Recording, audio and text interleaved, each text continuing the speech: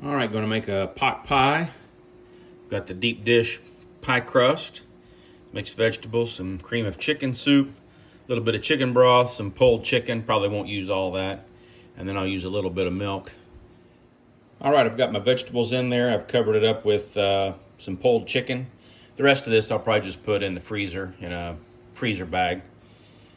But there's the vegetables and the chicken. So I've got both cans of the cream of chicken soup.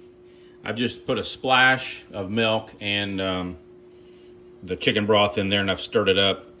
And now I'm going to just pour it in over that pretty evenly. So I've got that soup mixture poured out on top. And I've got my second pie crust.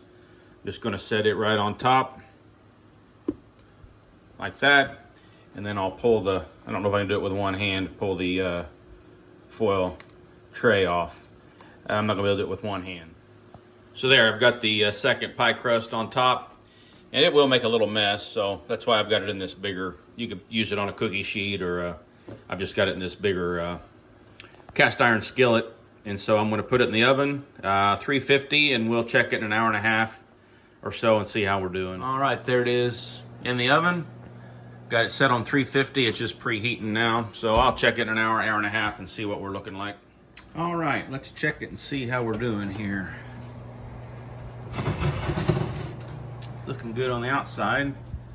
Take my temperature probe and we'll kind of just stick in there and see what the temperature is inside. 130 degrees. There's some for 145. I think I'll let it cook for another, I don't know, 20 minutes or so. It's probably done, but we'll cook it a little longer. It's not going to hurt anything. All right, let's check it again, see how we're looking here. Oh, it looks good.